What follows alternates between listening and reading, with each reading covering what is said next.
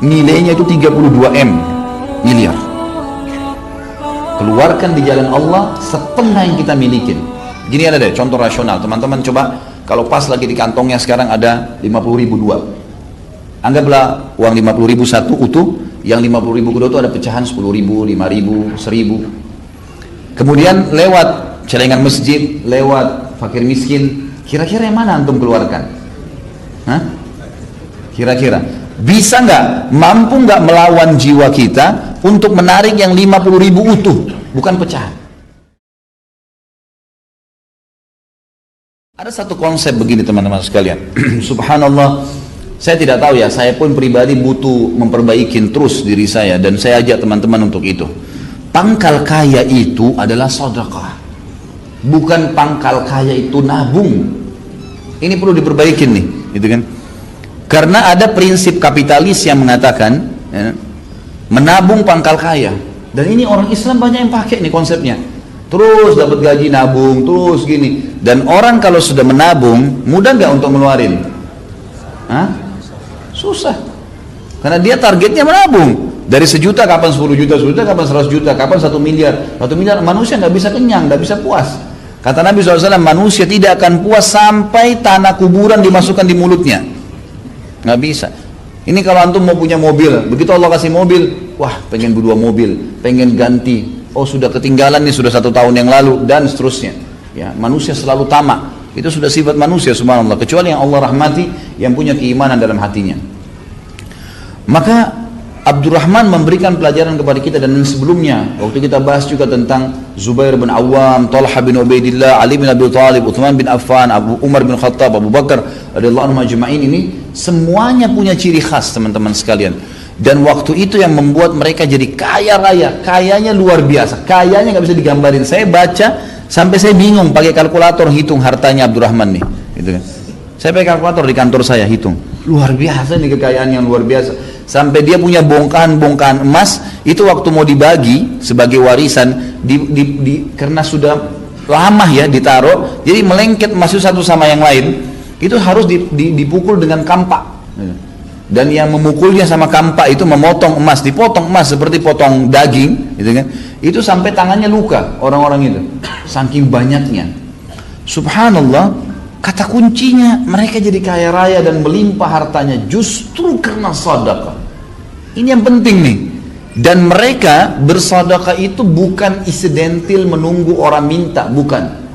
Ciri khas mereka adalah mereka keluar mencari orang. Ini yang hilang dari kita nih. Jadi kita mungkin ada yang suka gemar sedekah, tapi pada saat lihat, oh ada orang miskin, kesian, kasih. Itu sudah umum teman-teman sekalian. Yang tidak umum, programkan tiap hari keluar cari orang miskin sedekah. Ini ciri khasnya sahabatnya. Jadi mereka menganggap itu program hidupnya.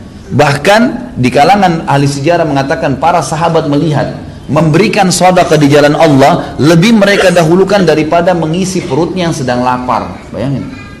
Jadi artinya mereka tidak mau makan sampai sudah sedekah dulu. Sampai seperti itu. Jadi sedekah itu merupakan sebuah program hidup.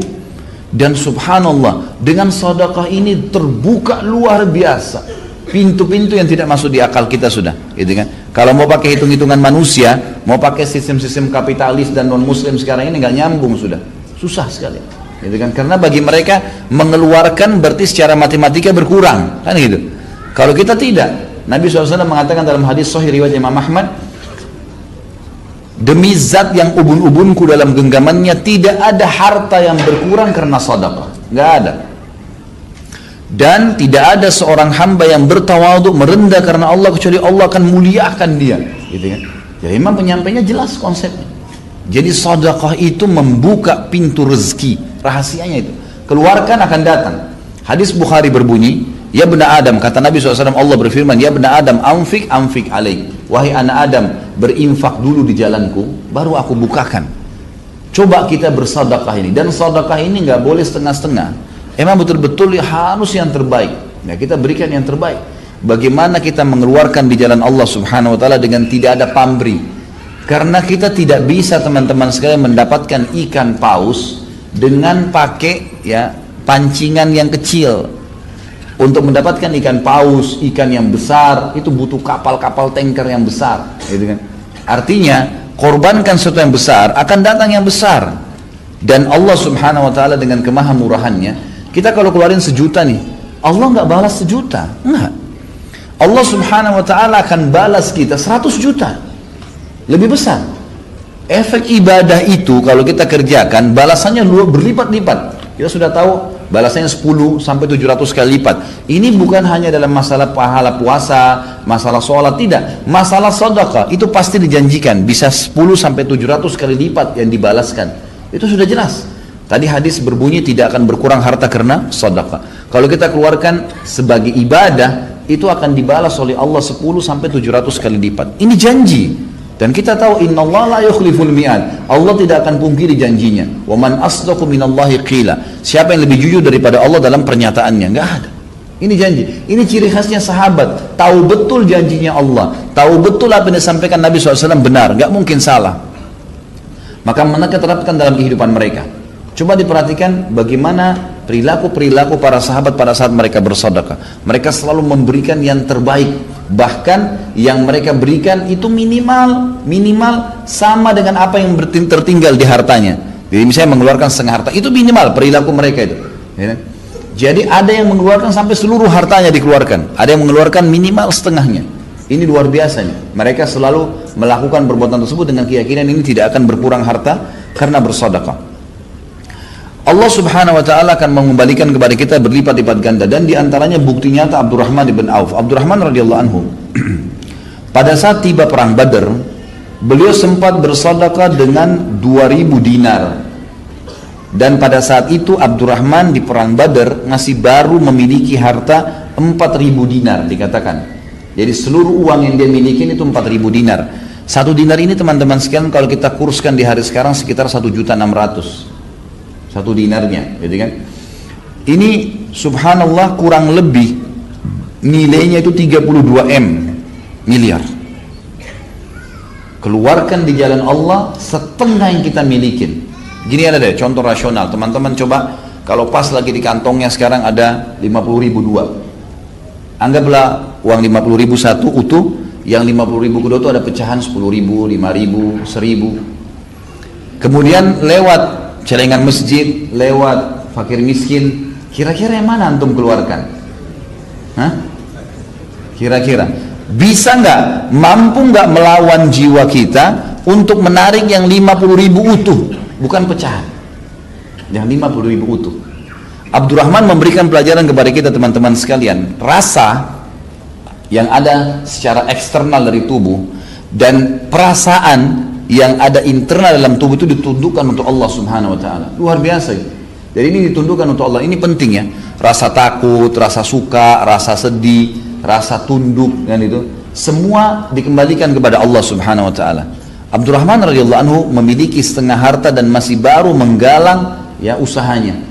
Maka yang dia keluarkan pada saat dipanggil jihad setengahnya. Langsung 2000 dinar pada saat itu dikeluarkan oleh Abdurrahman.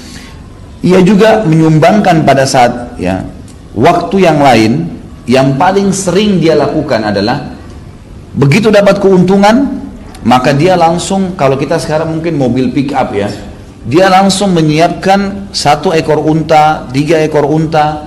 Bahkan disebutkan dalam riwayat yang masyhur tentang beliau seringkali setiap dapat keuntungan pasti membeli unta itu dilengkapi dengan, kalau zaman dulu tuh memang dilengkapi ada unta khusus untuk mengangkat barang.